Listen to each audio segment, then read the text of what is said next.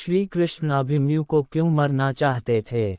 महाभारत के युद्ध में जब अर्जुन पुत्र अभिमन्यु की मृत्यु, तब भगवान श्री कृष्ण युद्ध भूमि में ये सब होते हुए देख रहे थे, लेकिन उन्होंने फिर भी अभिमन्यु के प्राणों की रक्षा नहीं की। यह प्रश्न महाभारत देखने के बाद ज़्यादातर दर्शकों के दिमाग में घूमता है। तो आइए जानते हैं इसके पीछे का सच, जो बन अभिमन्यु की मृत्यु का कारण। महाभारत की कथा में वीर योद्धाओं में एक बड़ा नाम अर्जुन पुत्र अभिमन्यु का है।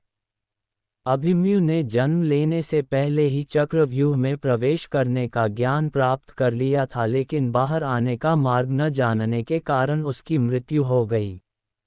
अधिकांश लोग इसे ही पूरा सच मानते हैं, लेकिन अभिमन्यु की मृत्यु के पीछे एक विशेष कारण था, जिसकी वजह से भगवान श्री कृष्ण ने भी अभिमन्यु के प्राणों की रक्षा नहीं की थी। धर्म की रक्षा के लिए देवताओं ने लिए अवतार।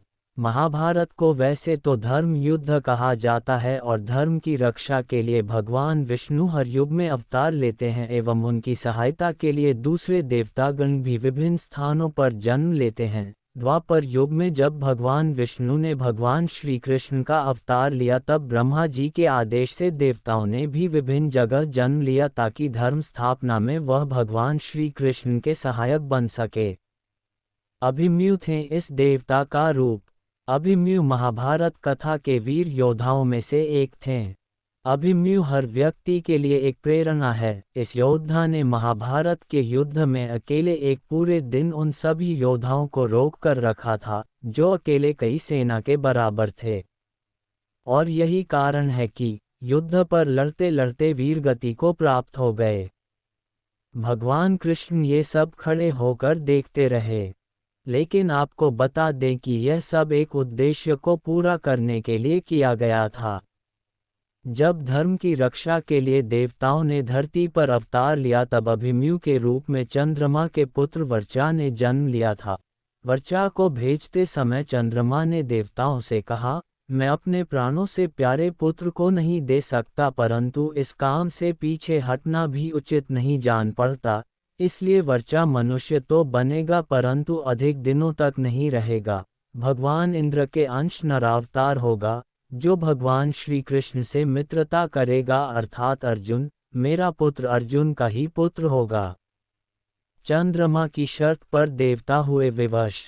चंद्रमा माँ ने अपने पुत्र वर्चा के लिए देवताओं के सामने ये भी शर्त रखी कि भगवान कृष्ण के सामने ही मेरा पुत्र चक्रव्यूह का भेदन करेगा और घमासान युद्ध करते हुए बड़े बड़े महारथियों को भी चकित कर देगा, परंतु दिन भर युद्ध करने के पश्चात सायंकाल तक उसकी मृत्यु होगी और वह वापस मेरे पास आ जाएगा। यही कारण है कि वीर अभिमन्यु महाभारत का करते करते वीरगति को प्राप्त हो गए, और श्री कृष्ण चाहकर भी कुछ नहीं पाए।